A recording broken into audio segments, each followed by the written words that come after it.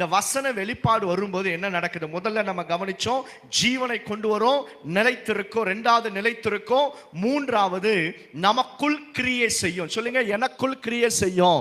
நான்காவது பாருங்க, 1 யோவான் 2வது அதிகாரம் 14வது வசனத்தை வாசிக்க கேட்போம். 1 யோவான் 2வது அதிகாரம் 14வது வசனம். பிதாக்களே ஆதி முதலாய் இருக்கிறவரை நீங்கள் அறிந்திருக்கிறதுனால் உங்களுக்கு எழுதியிருக்கிறேன்.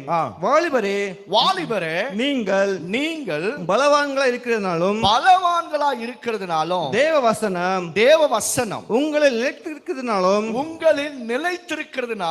நீங்கள் பொல்லாங்கனை ஜெயித்ததினாலும் உங்களுக்கு எழுதியிருக்கிறேன். உலகத்தில் உள்ளவைகளிலும் அன்பு கூறாதிருங்கள். கவனிங்க, பொல்லாங்கனை ஜெயிக்கிறோம் எப்போ? இந்த வசனம் நமக்குள்ளாக நிலைத்திருக்கும் போது. வசனம் உள்ள உனக்கு நிலைத்திருந்துச்சுன்னா எல்லாரை போலவும் நம்ம பயப்பட தேவையில்லை. கர்த்தருடைய ஆவியானவர் எல்லாவற்றையும் அவருடைய ஆளுகையின் கீழாக வைத்திருக்கிறார். நீங்க பாருங்க, கேலண்டர்லாம் வசனம் இருக்கும். வெளியே போகும்போது சில பேர் என்ன பண்ணுவாங்க, கேலண்டரில் வசனத்தை பார்த்து அவங்க ஓடி போயிடுவாங்க. யாரும் உட்கார்ந்து வசனத்தை திறப்பி படிக்கிற பழக்கத்தை நிறைய பேர் விட்டுறாங்க. இப்பெல்லாம் பார்த்தீங்கன்னா எதுலேயே வந்துடுது, யூடியூப்லேயே வந்துடுது. யூடியூப்பில் பார்த்துட்டு ஒரு வசனத்தை கேட்டுட்டு ஓடி போயிடுவாங்க. ரிமெம்பர், இந்த வேத புஸ்தகத்தை டச் பண்ணி எடுங்க, கையில் எடுங்க. ஃபோனில் பைபிள் இருந்தாலும் பரவாயில்ல, நான் சொல்லுவேன், எதை டச் பண்ணுங்க? வேத புஸ்தகத்தை டச் பண்ணுங்க, அதை எடுங்க, அதை திருப்பி வாசிங்க. அதை ஆண்டவர் உங்களோடு பேசுகிறத குறிச்சு வையுங்க. ஆண்டவர் இந்த தேதியில என் கூட இதை பேசினார், எழுதி வையுங்க. எனக்கு பழைய பைபிள் ஒன்று இருக்கும். அந்த பைபிளை பார்த்தீங்கன்னா அங்கங்க நான் அழுது ஜோம் பண்ணதெல்லாம் அந்த இடத்துல இருக்கும்.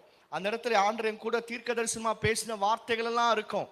அந்த பைபிளை நான் பார்க்கும்போது எனக்கு ரொம்ப சந்தோஷமா இருக்கும். இன்னைக்கு நான் அந்த பைபிளை வச்சிருக்கிறேன்.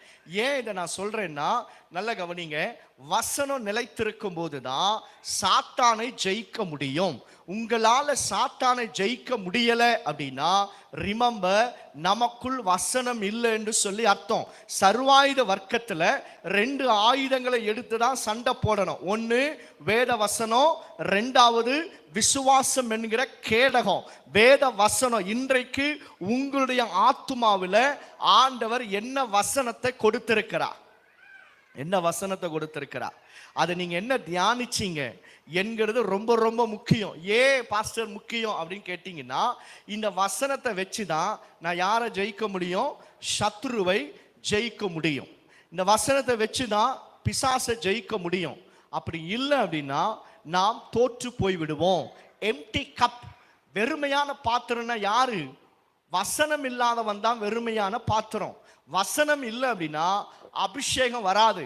என்றைக்குமே கவனிங்க, வேத வசனமும் பரிசுத்த ஆவியானவரும் இணைந்தே இருப்பார். நீங்க எந்த அளவுக்கு வேத வசனத்தை தியானிப்பீர்களோ அந்த அளவுக்கு பரிசுத்தாவின் அபிஷேகத்தினாலே நிரப்பப்படுவோம். ஆமென் சொல்லுங்க. ஆமென். நம்ம